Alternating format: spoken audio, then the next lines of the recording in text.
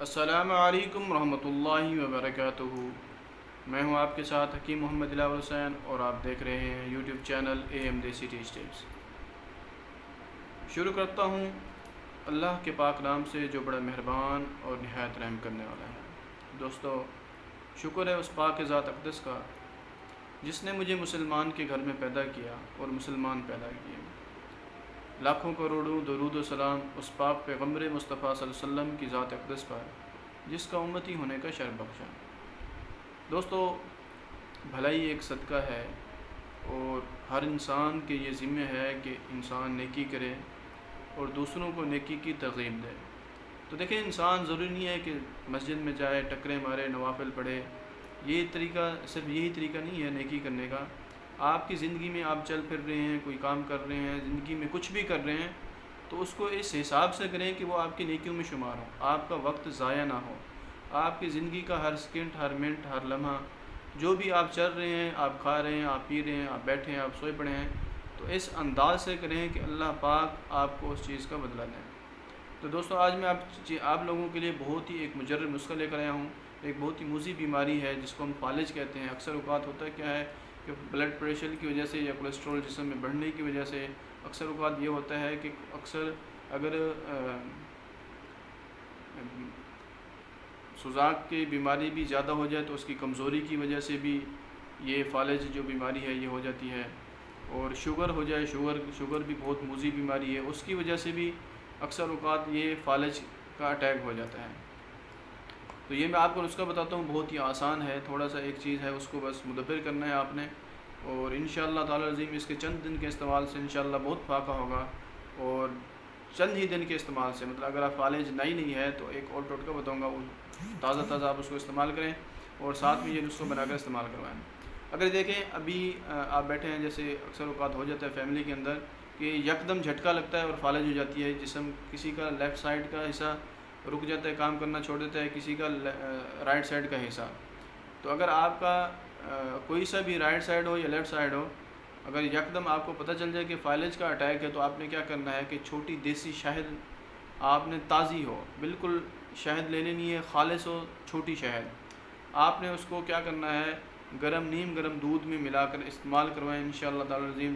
اگر اسی وقت آپ کو پتہ چل گیا تو اس کے ہی استعمال سے 2-3 مرتبہ استعمال سے فالج کا اٹیک رک جاتا ہے۔ اور اگر آپ کو لیٹ پتہ چلا ہے، 4-5 دن بعد پتہ چلا ہے، تو میں آپ کو ایک اور نسخہ بتا رہا ہوں، اس کو بنا کر استعمال کروائیں انشاءاللہ تعالی عظیم۔ اللہ کے فضل سے، اللہ کے کرم سے انشاءاللہ شفا ملے گی۔ نسخہ نوٹ فرمائیں۔ اور اگر آپ لوگ میرے چینل پر نیو ہیں اور ابھی تک آپ لوگوں نے میرے چینل کو سبسکرائب نہیں کیا تو جلدی سے چینل کو سبسکرائب کر لیں، ساتھ ہی آپ کو گھنٹی کا بٹن نظر آ رہا ہوگا، اس پر کلک کر دیں اور ساتھ ہی آل نوٹیفیکیشن پر کلک کر دیں تاکہ جیسے میں اپنی نئی ویڈیو اپلوڈ کروں تو اس کا نوٹیفیکیشن آپ کو ملتا رہے اور آپ اس چیز کو دیکھ کر اس سے استفادہ حاصل کرتے رہیں۔ تو چلیے دوستوں، نسخے کی طرف لے کر چلتا ہوں، نسخہ نوٹ فرمائیں۔ کچلا مدبر کر لینا ہے، آپ نے 4 تولہ کچلا لینا ہے اور اس کو مدبر کر لینا ہے۔ میں نے یہ بتایا ہوا ہے کہ کچلا مدبر کیسے کرنا ہے، آپ اس چینل میں چلے جائیں، آپ کو یہ ویڈیو بھی مل جائے گی کہ آپ نے کچلے کو مدبر کیسے کرنا ہے۔ آپ نے چھلکا لینا ہے اور جڑ تمہ، اس کی جڑ لے لینی ہے، تمے کی جڑ لے لینی ہے آپ نے۔ 6 تولہ کالی مرچ آپ نے لے لینی ہے، 4 تولہ ہرے سونف کا پانی نکال لینا ہے آپ نے۔ اس پانی کے اندر آپ نے ان ساری دوائیوں کو کھرل کر لینا ہے۔ کھرل کرنے کے بعد آپ نے چنے کے برابر، چھوٹے چھوٹے چنے کے برابر آپ نے اس کی گولیاں بنا لینی ہیں۔ گولیاں بنانے کے بعد ان گولیوں کو آپ نے کبھی دھوپ میں نہیں سکھانا۔ ہمیشہ جو گولیاں میں بتاتا ہوں آپ اس گولیاں بناتے ہیں، ان گولیوں کو آپ نے ہمیشہ سائے میں سکھانا ہے۔ تو سکھانے کے بعد آپ نے اس کو 1 گولی صبح، 1 گولی شام، مال اصل کے ساتھ آپ نے اس کو استعمال کرنا ہے انشاءاللہ تعالی العظیم چند دن کے ہی استعمال سے۔ اور ایک چیز کا احتیاط کرنا ہے کہ اگر جس مریض کو فالج کا جھٹکا لگے تو اس کو ٹھنڈ سے بچانا ہے، مطلب جتنا ہو سکے اس کو ٹھنڈ سے بچانا ہے۔ اکثر اوقات کیا ہوتا ہے کہ جب یہ بیماری کا اٹیک ہوتا ہے تو اکثر اوقات دوائی دینے کی وجہ سے جسم میں بخار نکل آتا ہے، تو بخار کی وجہ سے وہ مریض چاہتا ہے کہ مجھے ٹھنڈ میں رکھا جائے، لیکن آپ نے اس کو ٹھنڈ سے بچانا ہے۔ جتنا بھی بخار ہو پھر بھی آپ نے اس کو ایسی جگہ پر رکھنا ہے جہاں پہ ٹمپریچر، چلو زیادہ ٹمپریچر والی جگہ پہ پسند نہیں کرتا تو ایک تازہ ہوا جیسے پنکھے کے نیچے آپ نے اس کو سلانا ہے۔